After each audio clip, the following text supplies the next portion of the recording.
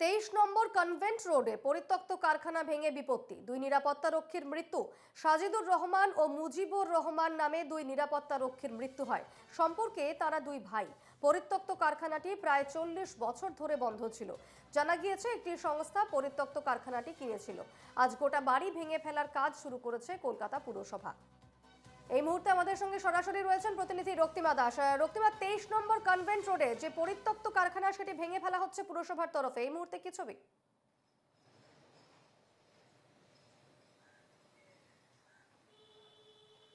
দেখো, একদমই কলকাতা পুরসভার তরফে যেটা সিদ্ধান্ত নেওয়া হয়েছে যে গোটা বিল্ডিংটি ভেঙে ফেলা হবে, কারণ বিল্ডিং এর অবস্থা কিন্তু একেবারে আগের থেকেই ভগ্নদশা অবস্থায় ছিল এবং গতকালের ঘটনার পর আরো সেটা খারাপ অবস্থা হয়েছে। তবে দেখো, জানিয়ে রেখে শুধুমাত্র এই একটি বিল্ডিং নয়, কলকাতা পুরসভার কিন্তু এই মুহূর্তে দাঁড়িয়ে সবচেয়ে বড় মাথা ব্যথার কারণ হচ্ছে এই ধরনের আরো যে এই পুরনো বাড়িগুলি রয়েছে। সেক্ষেত্রে দেখো, তোমাকে জানিয়ে রাখি, কলকাতা পুরসভার রেকর্ড অনুযায়ী শহরে প্রায় 3000টি এই ধরনের ভগ্নদশা অবস্থার বাড়ি রয়েছে। তার মধ্যে 100টি বাড়ির অবস্থা অতি বিপজ্জনক। দেখো, কলকাতা পুরসভার তরফে বারে বারে চিহ্নিত করা হলেও সেই সমস্ত বাড়িগুলির কিছু রফা করা যায়নি।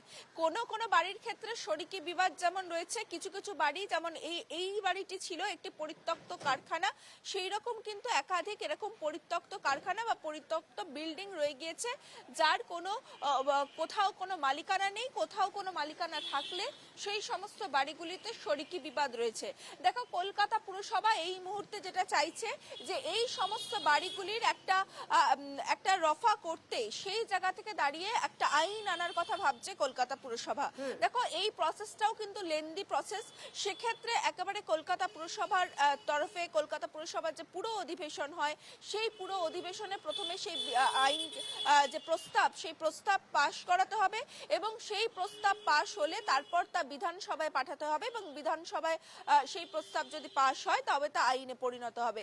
ফলত একটা লেন্দি প্রসেস রয়ে গিয়েছে।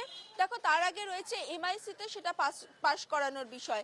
ফলত কলকাতা পুরসভার কাছে এই মুহূর্তে সবচেয়ে বড় চ্যালেঞ্জিং বিষয় হয়ে দাঁড়িয়েছে এই সমস্ত পুরনো বিল্ডিং গুলো। দেখো, প্রত্যেক বছরই আমরা দেখি বর্ষা এলে কোনো না কোনো বাড়ির চাঙড় ভেঙে পড়ে মৃত্যু হচ্ছে বা কোনো বাড়ির অংশ ভেঙে পড়ে মৃত্যু। এবং সেক্ষেত্রে এই বাড়িটি তুমি দেখতে পাচ্ছ, এই বাড়িটিও সেরকমই একটি বাড়ি এবং ভেতরে যে কারখানা রয়েছে সেই কারখানাতেই কিন্তু এই বিপত্তিটা ঘটে। সেক্ষেত্রে তুমি জানো যে ইতিমধ্যেই দুজন কর্মী নিরাপত্তা রক্ষী যারা ছিলেন তাদের মৃত্যু হয়েছে বলে এখনো পর্যন্ত জানা গিয়েছে। সেক্ষেত্রে আগামী দিন এই সমস্ত যে বাড়িগুলি রয়েছে সেগুলিকে কিভাবে হ্যান্ডেল করা হবে সে নিয়ে খুব শীঘ্রই বৈঠকে বসতে চলেছে কলকাতা পুরসভার আধিকারিকেরা। মেয়র স্বয়ং ওই মিটিং এ থাকবেন বলে জানা গিয়েছে। বেশ, ধন্যবাদ রক্তিমা।